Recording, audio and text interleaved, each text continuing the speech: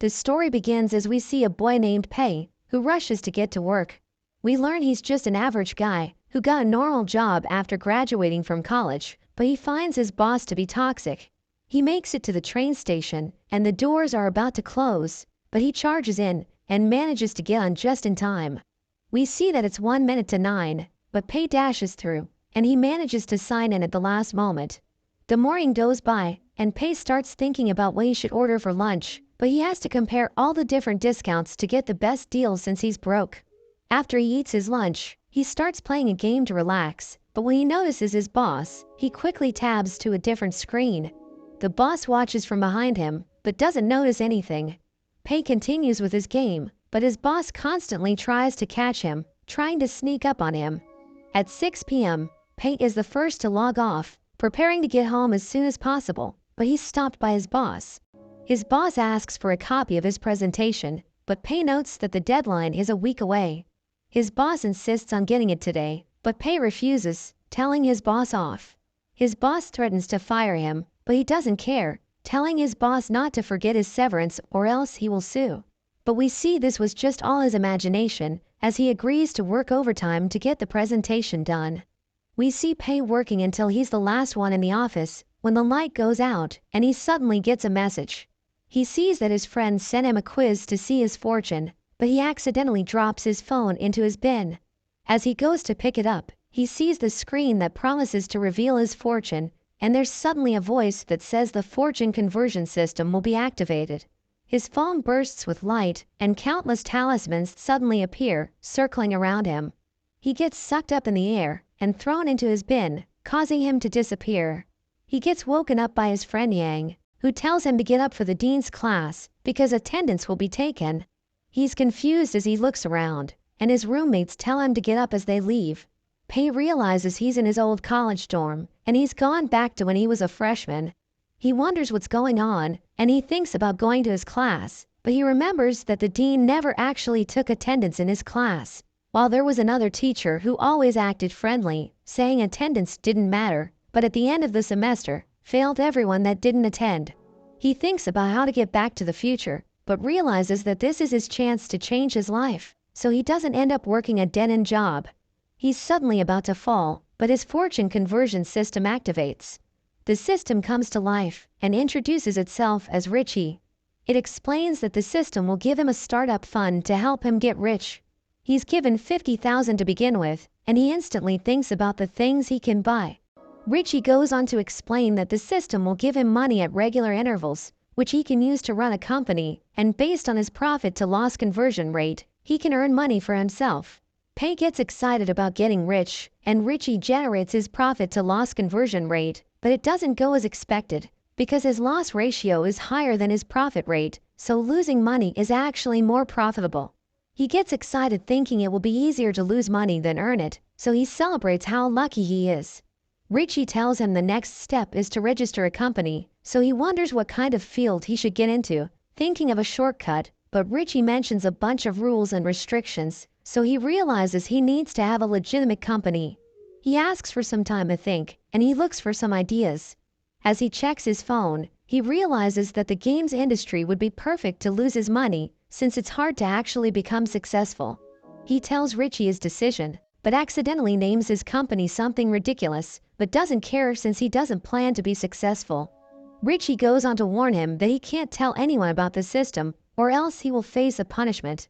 Richie wishes him the best of luck, and a 14-day timer appears. Pei panics as he wonders how he can develop a game in only 14 days, and Yang returns to the dorm. Pei asks him if it's possible to make a game in only 2 weeks, and Yang says it's actually easy, revealing a platform filled with templates and resources that make it possible to make a game without even knowing how to code. We see Pei looking over the platform in the library, realizing it's not the best, but thinks it's perfect for just making a bad game. He spends 20,000 on a driving simulator template, paying 15,000 for background assets, and he adds some other basic features, managing to spend all his money. He thinks about what the gameplay should be like, and he decides to make the most boring game possible. He creates the course for the game, and he ends up making it over 8 hours long, thinking the players will hate it. He thinks it's perfect, calling the game The Lonely Desert Road, and he decides to sell it for only 1 yuan, so he can have the lowest profit in case anyone buys it. He sees that nobody is buying his game, so he becomes happy, thinking he's going to make a profit. Their neighbors enter the dorm, inviting them to play video games, but Pei tells them that he won't be playing because he wasn't able to sleep the previous night. His roommates play against their neighbors, but they realize that they're all noobs, and they end up losing the match. As they continue playing, Pei rests on his bed, as Yang wonders if they're bothering him, but he reveals that he's enjoying the moment. We learn that after he started working, he bought all the games he wanted, but he wasn't able to play them because he was too busy with his tasks. But he knows that everything's going to be different because he just needs to lose money to earn profit, thinking he'll never need to work again, so he can live the life he always dreamed of. We meet the content creator Chow, and we learn that he's popular for covering bad games in his channel, but he's struggling to make money because he can't find a sponsor. He looks for a game to cover for his next video, and he finds The Lonely Desert Road. He reads the introduction, which mentions that the game will make him reflect on his life. He finds it interesting, so he decides to play it, and he's surprised to learn that it has no story whatsoever. He starts driving in the desert, but he becomes distracted, so he ends up crashing, causing him to lose the game.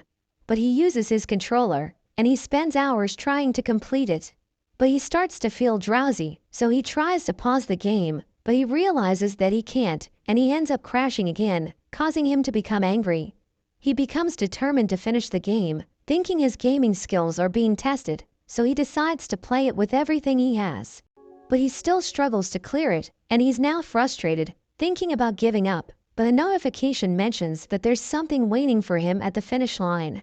So he becomes curious, and he continues playing for hours, as he starts reflecting on his life, thinking he has achieved enlightenment. He finally reaches the finish line, but the game congratulates him for wasting 8 hours of his life, so he becomes angry, calling it a scam. We see Pei in his classroom as Richie shows him his data, informing him that he has 11 days before the next closing date. He thinks he's about to make a fortune because nobody's downloading his game, but at that moment, he hears his classmates talking about it, realizing it has gone viral. So he rushes back home, wondering why people are buying it, and he checks his laptop, realizing that it has become incredibly popular because Chow covered it in his channel. Pei watches his video as he tells his viewers not to play Lonely Desert Road, calling it the most boring game in history, and he mentions that it congratulated him for wasting his time. But this made people curious, so they started buying the game. Yang invites Pei to play it, saying they should give it a try, but he refuses, and he notes that the situation is bad because he wants his game to flop. So he changes its description, trying to convince the players to ask for a refund, but they tell him that the procedure is tedious, so they decide to let him keep the money. A few days later, we learn that Yang has been playing the game, but he wonders how it became viral, saying it's terrible, but people can't stop playing it. Pei mentions that it wasn't meant to be played, and he falls into despair, knowing he's going to earn less. We cut to a man named Li, who is the owner of a large gaming company. His assistant informs him about Lonely Desert Road, saying it's becoming popular, but she mentions that it only costs 1 yuan, saying it isn't worth buying because they won't make a profit. But he reveals that he doesn't care about money because his goal is to monopolize the gaming industry, and he fires her for not sharing his vision. Pei searches the internet, wanting to learn how to lose money, but he can't find an answer because nobody's interested in that topic. The closing date arrives, and he realizes that his game earns 70,000 yuan, but because of the conversion rate, he only receives 700. Richie congratulates him for creating a successful game, but he isn't happy because he wanted to earn more money. Richie tells him that he will have 300,000 yuan for the second round, revealing that he has 30 days until the next closing date. But he wonders how he's supposed to spend the money because it can only be used to start a business. Pei returns home, and Yang invites him to play, realizing he's in a bad mood. He agrees to this, so Yang informs their roommates that he's going to join them, thinking they can finally get revenge on their neighbors. Pei carries the team, but they still end up losing because Yang is a terrible player, so everyone blames him for the result. He tells Pei that he should have done a better job, so he becomes upset, calling Yang a burden, but he suddenly comes up with an idea. That evening, Pei thinks about Yang, thinking he's the key to losing all of his money. Pei approaches him as he sleeps, but he sees Pei, so he panics, alerting everyone in the building. The next day, Pei continues to follow Yang, so he becomes upset, asking Pei what he wants. He mentions that he wants Yang, so everyone gets the wrong idea, and he tries to run away, but Pei stops him, saying he needs help developing a game. But Yang is against this, thinking they won't succeed, and he's about to walk away. But Pei reveals that he has already made 300,000 yuan, because he's the creator of Lonely Desert Road. Yang is surprised to hear this, calling him a genius, and Yang agrees to work with him, saying he will find books about the topic. Back in the dorm, we see that Yang bought books about programming, and Pei thinks they're going to fail, because he isn't being practical. Pei reminds him that they don't need to write codes, because they already have the online platform to make the job easier, so Yang wonders what he should do with the books.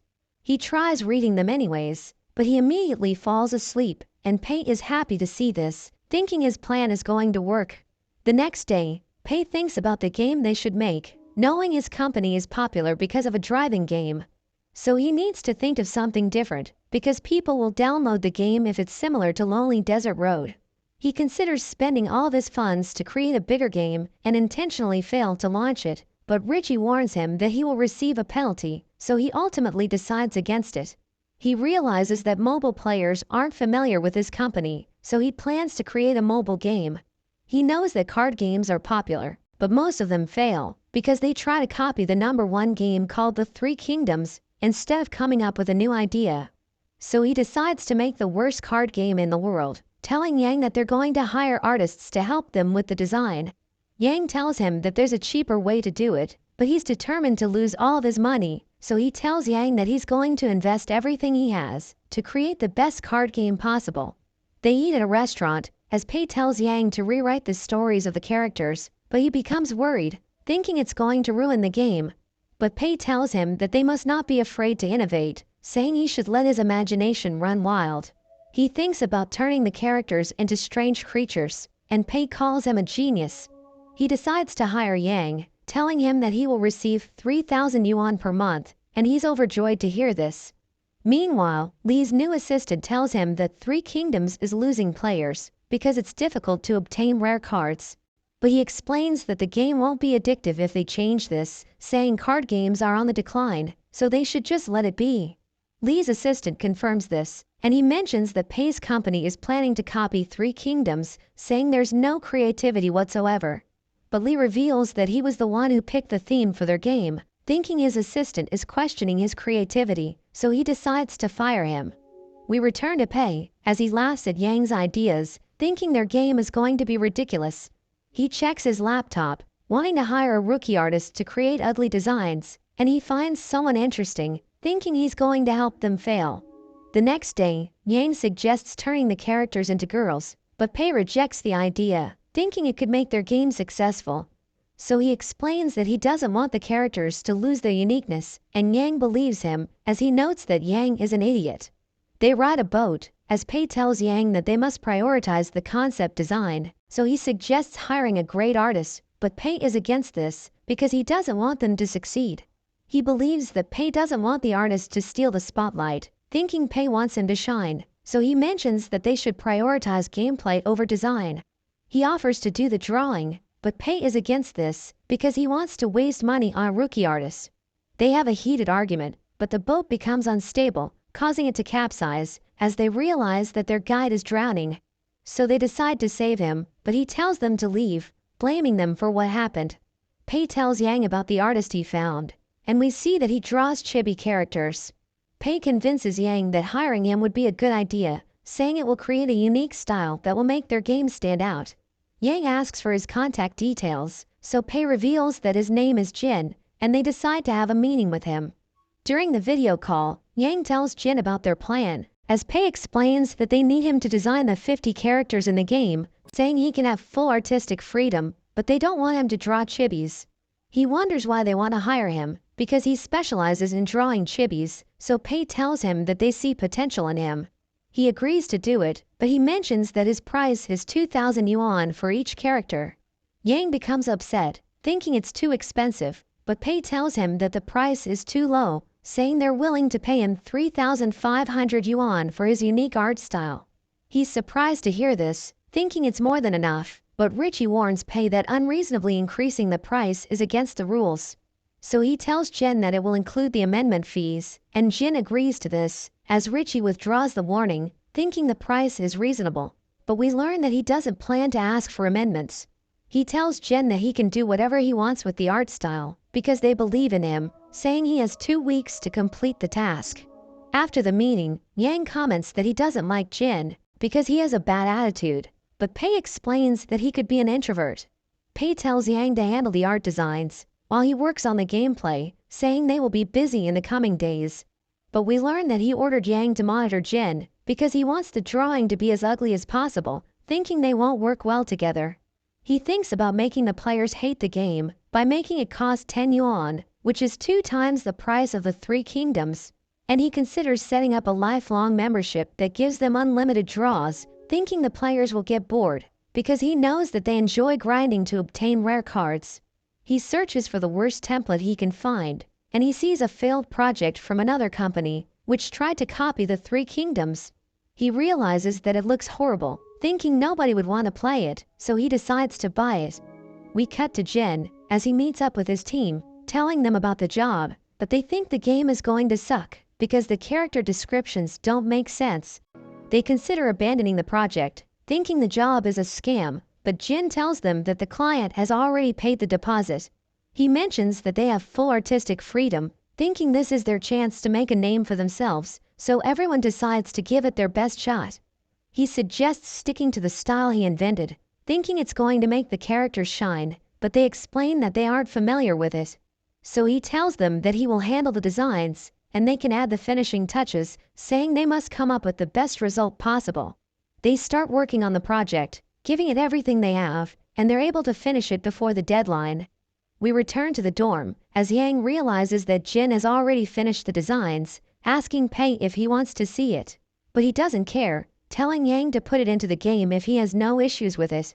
He wonders what they should name the project, so Pei tells him that they should call it the Phantom General, and he goes to sleep. The next day, Yang tells Pei that he didn't find any bugs in the game, wondering if they should release it. Pei realizes that it's the launch date, so he tells Yang to upload it, saying they should market it as an ordinary card game. Yang thinks he's trying to use reverse psychology, but he doesn't really care, and he just wants to lose all of his money to make as much profit as possible. We see Yang getting beat up by his roommates because they lost another game, and they blame him for the result, calling him useless. Pei suddenly arrives, pulling him away, and asks him why the concept design of the game is so detailed. Pei accuses him of stealing the design from others, but he explains that Jin created it, and Pei is surprised to hear this, because he thought that Jin is a terrible artist. Yang is happy with the design, but Pei becomes upset, saying it looks excellent, but Yang wonders why he's complaining, because Jin did a great job. He claims that it's because he's underpaying Jin, but we learn that it's because he wanted Jin to make ugly designs, so that his game would fail. Yang leaves him, wondering what's wrong with him, and he reveals that he regrets hiring Jin, thinking his game is going to become successful because of the brilliant design. But he thinks about the other games that flopped, realizing that they also have beautiful designs, so he thinks his game can still fail. Later that day, Yang tells Pei that 100 users have downloaded the Phantom General, but he realizes that they all left negative reviews. Pei is happy to hear this, thinking the game is going to fail, but Yang thinks that someone hired trolls to attack them. Pei pretends that it's bothering him, but he's grateful to the trolls, and Yang thinks about responding to their reviews. But Pei tells him to forget it, saying it isn't worth it, because there's too many of them, and Yang thinks he's a great person, because he's able to maintain his composure despite what's happening. After some time, we see Yang playing the Lonely Desert Road, and he has a conversation with Jin, who wonders if they have issues with the design. He tells Jin that he did an amazing job, and they start talking about the game, as Jin's friends approach him, saying they're lucky to have such a kind-hearted client, because they were paid more than enough. He checks the game, and he sees that it isn't performing well, wondering why they haven't seen ads about it. He realizes that it was made by the same company which created Lonely Desert Road, and his friends are surprised to hear this, because everyone knows about the game. They wonder why the Phantom General didn't go through a testing period, thinking the company doesn't know what it's doing, and Jin decides to play the game. He notes that the gameplay is basic, and he's astonished by his own design, thinking it's making the game stand out. He realizes that special effects were added to his artwork, and he's happy to see this, because he thinks it looks perfect. He's able to obtain rare cards, and he continues to play the game, but he notices something strange. So he decides to call Yang, asking him why there's only one item for sale, and it's an extremely cheap lifelong membership. He wonders if they will be adding more items to the game shop, but Yang reveals that they won't, because Pei wants the players to enjoy the game. Jin is surprised to hear this, thinking the company can't make profit, because the item only costs 30 yuan. But Yang explains that Pei doesn't prioritize making profits, and Jin thinks he's a great person, saying he doesn't want Pei to fail. Yang starts crying, telling him that Pei spent all his money in the game, so he's already broke, thinking this is the reason why he's been acting strange lately. So Jin wants to help, and he ends the call, but we learn that Yang was just pretending to be sad. Jin meets up with his team, and they're surprised to learn that Pei doesn't prioritize making profits. They think he's amazing, because he's nothing like the other game developers who only think about money, so they decide to help him. We return to Pei, who thinks his game has already failed, so he starts thinking about the 300,000 yuan he's going to receive. But Yang suddenly clings to him, telling him that their game has gone viral. He's surprised to hear this, wondering how the players learned about the game, because he didn't spend money on marketing. He checks his phone, and he realizes that the game has been flooded with positive reviews, so he wonders why it's performing well. He realizes that the customers like the concept design, so he decides to call Jin, asking him if he promoted the game on the internet. We learn that Jin shared it with other artists, who thought his designs are impressive, and he's surprised that the experts loved his artwork, but he wants to help advertise the game. His friends wonder why he wants to do this, knowing he hates socializing with people, so he tells them that he wants Pei to succeed, because he's an amazing person.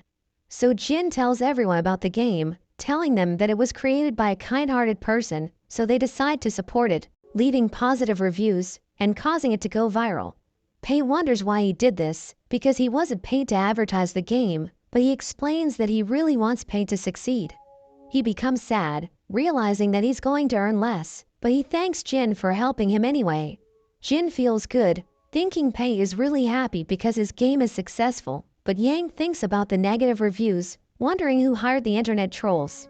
We cut to Li, as his new assistant informs him that the Phantom General is about to surpass the Three Kingdoms. We learn that he was the one who hired the internet trolls, and Li thinks that Pei chose to copy the Three Kingdoms because he wants to prove that he's better than Li. He thinks he's being targeted, so he wants to acquire Pei's company, saying it's time to proceed with their plan. We see Pei in the restroom, making sure that no one is watching him, and he calls the customer service representative, telling her that he wants his game to be removed from the recommended list. She explains that this is a strange request, saying she needs to talk to her superiors, but Richie suddenly appears, telling him he's breaking the rules, so he ends the call. Pei becomes sad, and he starts walking around, but a screen appears on the ground, as he realizes that the closing date has arrived.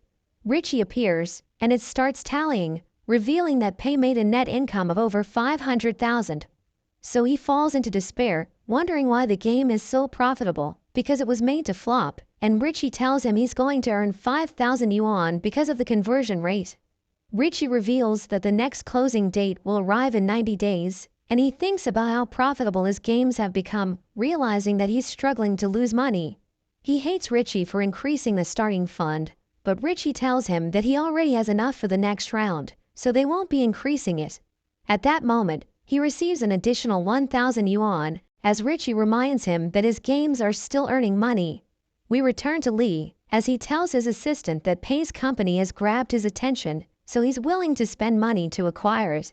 Pei is watching a soccer game, when he suddenly receives a call from Yang, who tells him that Li wants to buy their company. So he becomes overjoyed, thinking about accepting it, but he receives a warning, because he isn't allowed to sell his company, so he's forced to reject the offer. But Yang tells him that Li is offering millions of yuan to buy their company, and he becomes devastated, but he still tells Yang to refuse it. Li offers to invest in their company, but Pei explains that he doesn't need it, because he has more than enough money at his disposal, asking Yang if he can invest in Li's company instead. Li learns about this, so he becomes upset, thinking Pei is trying to humiliate him, and he starts seeing Pei as his rival. We see Pei and Yang eating in a restaurant, as Yang wonders why Pei isn't in the mood, reminding him that his games are profitable. He refuses to talk about it, but we learn that it's because his games have earned 6 million yuan, wondering how he can spend all of it in 3 months. Yang says he's going to pay the bills, and he calls the waitress, as Pei realizes that Yang is richer than him. Yang is surprised to see the bill, thinking it's too expensive, so he asks Pei if he can get reimbursed for the meal, and Pei comes up with an idea. So he tells Yang to wait for him, and he leaves the restaurant. Pei calls Richie, wondering if he can file the meal as a company team building exercise, and Richie tells him that he can, because it doesn't go against the rules. So he becomes happy, wondering if he can also file a claim for his daily expenses, but Richie tells him it's prohibited. He returns to Yang, saying he's going to pay for the meal, and they watch the news, as the reporter announces that a new integrated system has been invented. Yang realizes that the technology is advancing, thinking they should make a more complex game in the future, but Pei thinks they can't do it because they lack the knowledge. But this gives him an idea, saying they should hire more people, and he becomes excited, thinking it will cost him a fortune to pay for them. He admits that he doesn't know how to run a company, so they think it's time to hire an assistant. Moments later, Pei suggests going to a headhunting agency to recruit someone, and Yang hopes that their company can become the leader in the industry.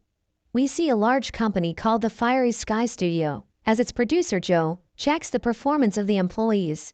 He realizes that an employee named Lin is about to be laid off, but he calls his subordinate, saying she should be allowed to stay in the company.